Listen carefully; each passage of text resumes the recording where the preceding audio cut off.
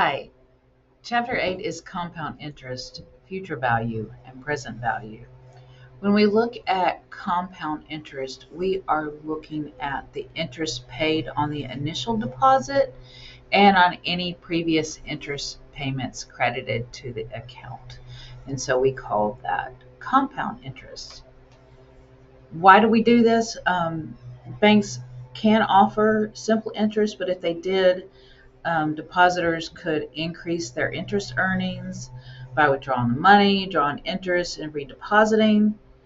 And so it just makes it a lot easier to just go ahead and do the compound interest for banks. And we can see that it can help us as well when we look at that. So here's an example.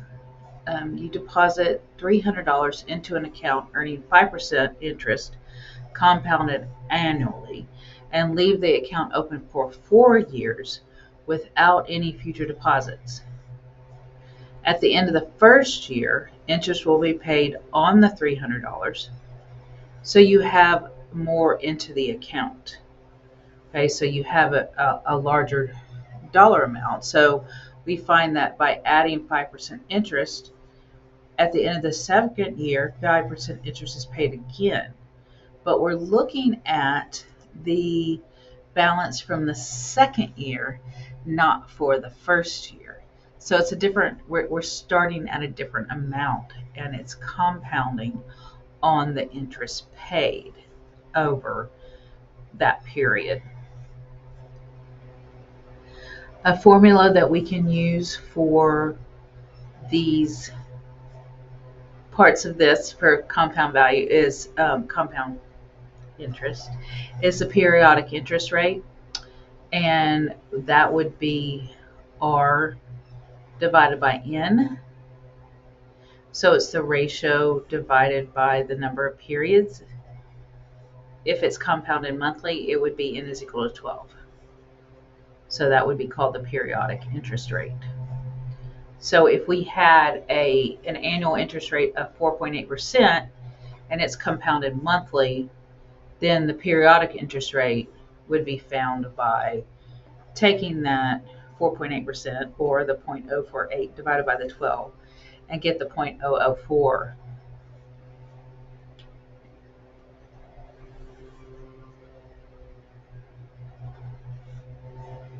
When we put all this together, because we're going to put all this together to find out the compound interest formula, which is right here under 8.1, we find that F is equal to P times 1 plus R over N, and all that times NT.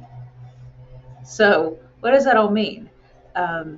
F is a future value after the number of years that we're talking about in the problem. Principal or present value is your P. Annual interest rate is your R. Number of periods is N. And again, we have an N, which is number of periods. And the time in years. So basically, it's the future value is equal to the principal times 1 plus the periodic rate to the total number of periods. We'll get this. Okay. Basically, if you look at a graph, you will see how this is accrued, the accrued value of based on simple interest and compound interest. And you see if you leave your money in longer and you're looking at compound interest, you're going to end up making a higher amount than you would have. The future value is greater than it would be if you just did the simple interest. So if we look at a problem, suppose 2,400 is deposited in an account earning 5.54%, computed compounded quarterly. And we want to know how much will be in the account after 9 years. So basically we're plugging in, we want to find the future value, so we're looking for F. And we know that P is 2400.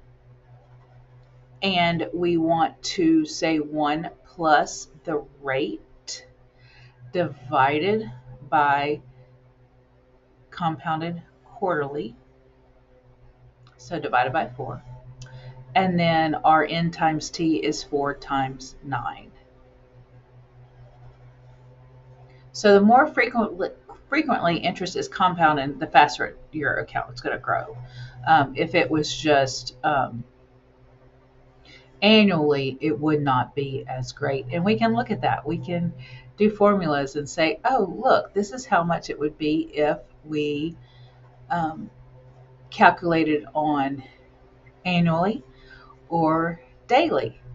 And when your interest is compounded daily, in this situation, you get a little bit more money, or the future value is actually greater than it would be when it's compounded annually.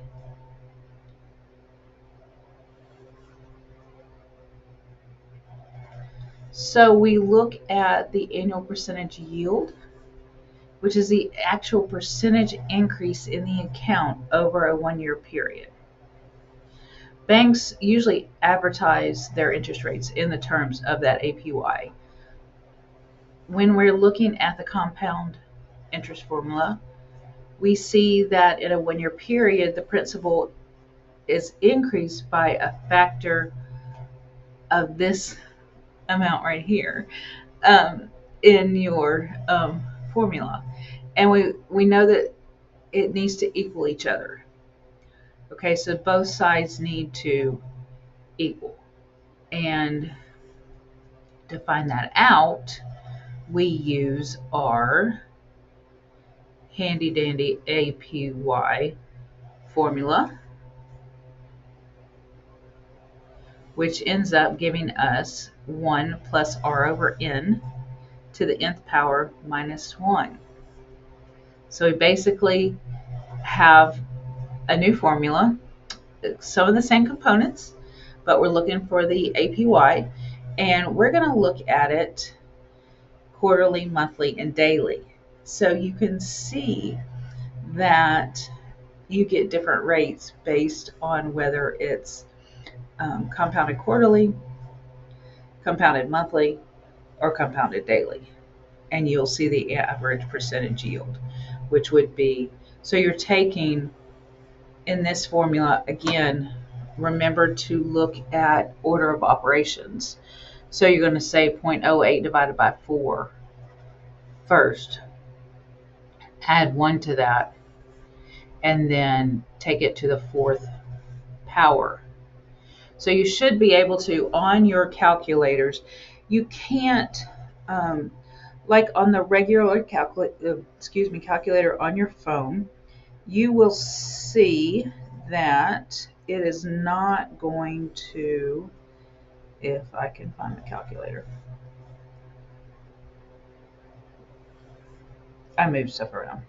I don't know what I did with it. But if you, there it is.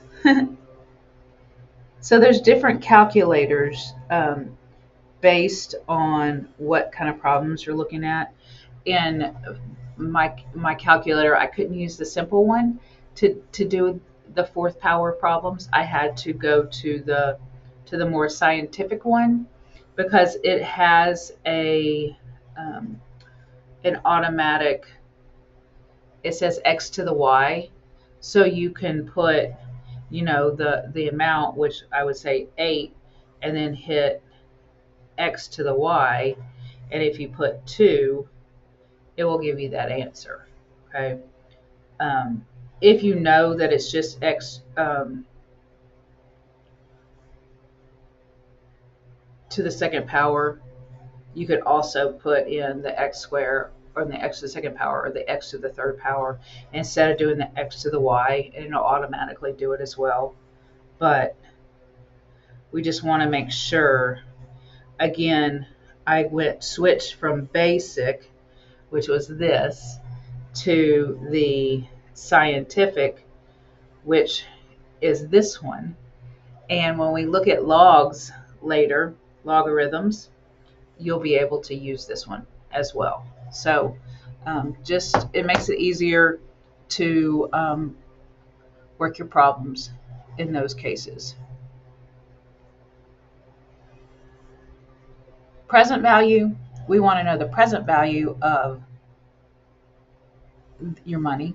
So basically, if you wanted $80,000 in 10 years, and you know that the investment you're looking at pays 6.5% compounded monthly, and you want to know, well, how much should I deposit to make sure I have that amount at the end of this 10 years? So again, we're using this new formula that we just found out about, which was the F is equal to P times R plus or 1 plus the R over N to the N minus T power, or N times T power. So then if we put all those into the formula, we can solve for P, and we would get that we would need to deposit $41,836.97 to get to the point of the 80,000 after the 10-year time period. That's a lot of money. Usually we will do a savings plan where we put money in monthly, but that's just an example of what it would look like.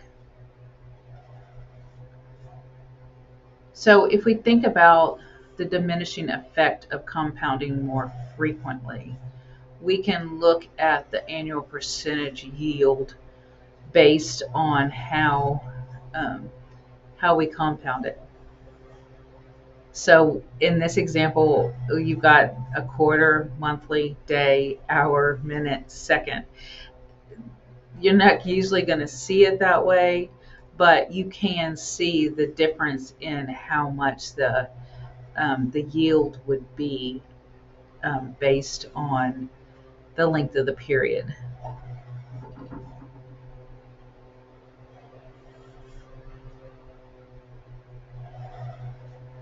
So when we find the interest rate, if $2,500 is invested with interest compounded quarterly, what annual interest rate is needed for the investment to be worth $3,000 in 15 months? Okay, so we want to know the interest rate. So we're basically doing the same formula, but we want to, with time, we want to make sure we get the 15 months taken into consideration rather than 12 months. So it's 15 divided by 12. So you're looking at 1.25 years, 1.25 years that you're using. And we just use the compound interest formula that we've already looked at and plug in the numbers. In this case, we're looking for R, and we make sure that we do the order operations correctly. And when we do that, we get an interest rate of about 14.85%, which would make the investment grow to where we want it to. We can find time. If $1,600 is deposited into an account earning 6% compounded monthly, how long will it take for the account to be worth $2,500? So you want to find the time there, and we can do that. So as we get further into these problems, we have the logarithms. And like I said, in this calculator where you have the scientific one, and you'll see the same thing on your computer, you can figure out the logarithms on there. And you just say the logarithm of 1.5625, for example, and it will give you the answer on those. We also talk about inflation, of course, because inflation is all around us. So we want to look at how the inflation rate would affect salaries, because we think about it, and sometimes you're like, oh yeah, a company's going to give 2.5% a year as not a bonus, as an increase, and it's like, but the inflation rate was 3.5. So if I only get a 2.5% increase, then I'm not really keeping up with the inflation rates. And so you never really get ahead. And so we want to look at that, and we want to see whether, and if we have that ability to convince our companies to give us that higher rate based on inflation, then, this is a good place to look at that. Besides salaries, you can look at, for this example, it's for a car. How much would you expect a car that costs $23,000 today to cost in 5 years? Just based on inflation is what we're looking at, because there would be other things that we would take into consideration. That if it was used during that time and things like that, so that would take money off of it and things. But this is just a simple, how much would it be in 5 years? So we have a car that's $23,000 today, and we use that same formula, the F is equal to formula, then we will get that car would cost $28,000 in 5 years. So we can even look at, if we know the inflation rate, what salary in 1990 would be equivalent to a $40,000 salary in 2021. And so we can figure that out and know what the salary was worth. And then again, what it will be worth, depending on what rate that we have or don't have. In this rate, we have the F. Okay, so that's where we plug in. We're looking for P, solving for P.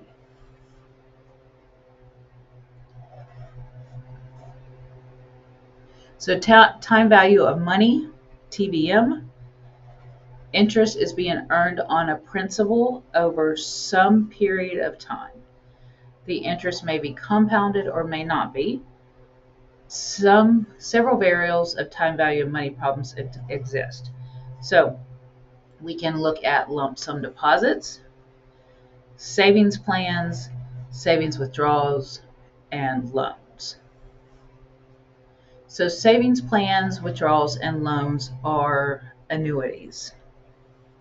So an annuity is a series of payments. Usually the payments are equal, made at regular intervals. They typically earn interest, and the interest can be compounded. So some insurance companies sell annuity policies so that the purchaser gets a certain amount of payments at a future date, usually retirement. But we can also look at ways or approaches to solve these TVM problems so they can be done more easily, because some of them can get really tough. So we can use algebra, tables, spreadsheets, financial calculators, things like that. But we look at the variables related to the time value of money, where N is equal to the number of compounding or payment periods, I divided by Y, or I per Y, is the interest rate per year. P per Y is the periods per year. PV, present value. PMT is the payment per period. And FV is your future value. So if we have a lump sum deposit problem, a depositor makes one deposit, and all other changes to the account are due to interest being earned. So typically the interest on a lump sum deposit is compounded. So if we take this example, Alexander deposits a lump sum of $8,000 into an account which earns 14% compounded semi-annually. Sure you got that, semi-annually, What will the balance in the account after 3 years? So we can set up what we know and what we're looking for. And when we do that, we can figure out the balances. What's really nice about this is, again, you can use this chart and it makes it really easy to figure out how much somebody would have in their account after a particular rate of time. Remember that in this, we're using 0.5 for T because we're looking at its compounding at the 1/2 per year. So 6%, 6 months. If we had looked at, so here's the difference. We talked about the difference between the simple interest and the compounding interest.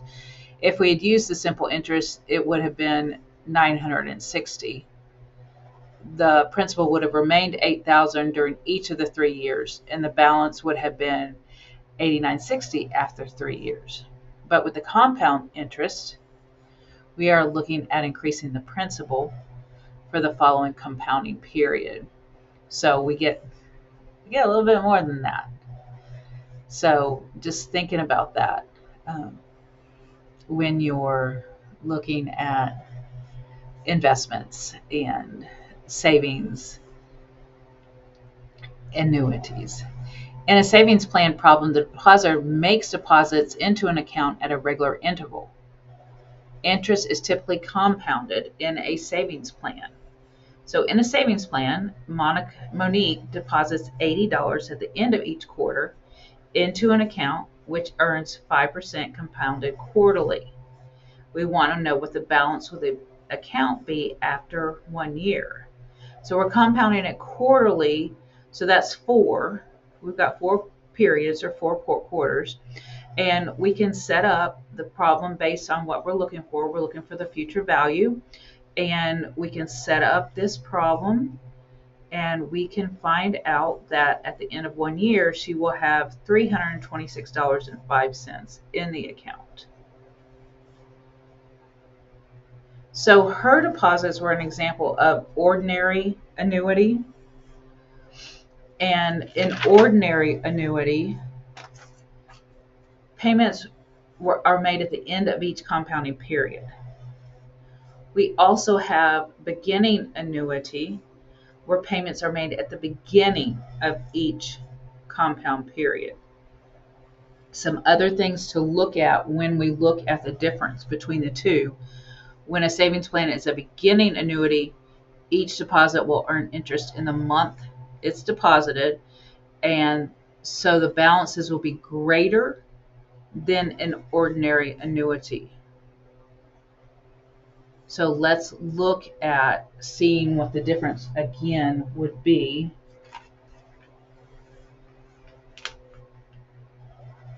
Because, yeah, and we'll get to that one. That'll come up in a minute. Martin, Monique's brother, deposits $80 at the beginning of each quarter into an account which earns 5% compounding quarterly.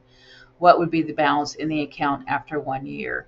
Again, we're looking at the plan we set up. We're looking for the future value quarterly. So 4, it would be $330.13 into the account. So when we look back at this, we look at the difference between the timing of the annuity, right? The original annuity and the beginning annuity. Monique had $4.08 less than her brother after 1 year. But that's the amount that Martin earned in the 4th quarter. So when payments made to increase the balance, an ordinary annuity always earns 1 month's less interest than a beginning annuity, which is also called an annuity due, if all variables are identical. Now, it seems small, and it was $330 and $326. Yeah, $4. That's small, but when you look at something that's over a longer period of time, it seems to make sense that you would want to have the one like the brother did, Martin, than where it was the annuity for the beginning instead of during, because you're looking at one additional payment or month. We can also look at savings withdrawals.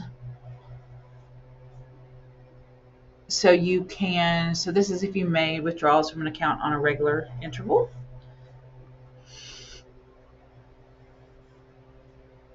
So Fiona has a balance of $300 in her account and is earning 7% interest compounded monthly, but she withdraws $20 at the beginning of each month. And what is the balance after 6 months? So we need to take into consideration that $20 that she's taken out.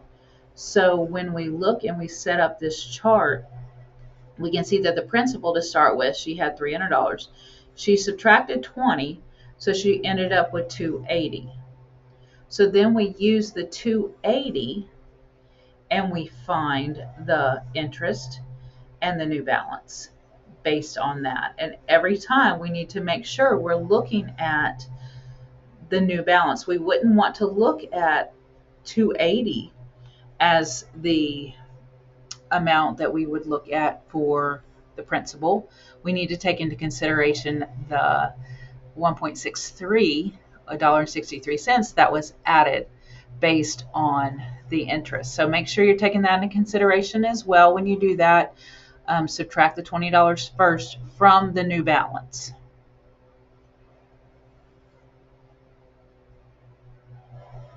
So again, this talks about making sure you're making the payments, the large enough payments. And so in this problem, we're looking again at what the future value would be.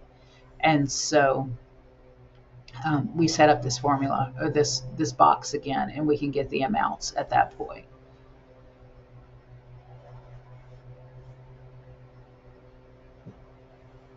So I've talked a little bit about using calculators, and it is important to use calculators to make it simpler for you to answer these questions.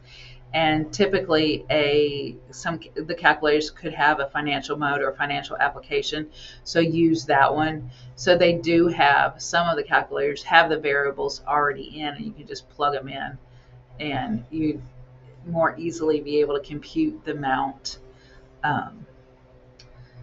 into the calculator instead of having to do the whole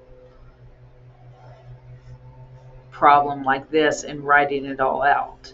But again, it doesn't hurt to write it all out. It doesn't hurt to say, okay, the calculator found this out. Let's see if I can get the same dollar amount when I do this by hand.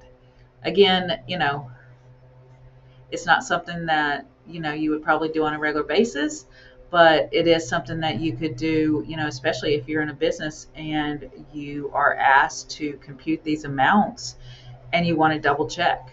You want to either double check your own math and going about this long-handed, or you want to double check the calculator, because you want to make sure too, when you're putting the amounts in the calculator, you want to make sure you are thinking about order of operation when we do this, like what we saw before. So I think that's all I have on compound interest and future value and present value for Chapter 8. Please let me know if you have questions or I can help you with any of this. I will be happy to help. Thanks a lot.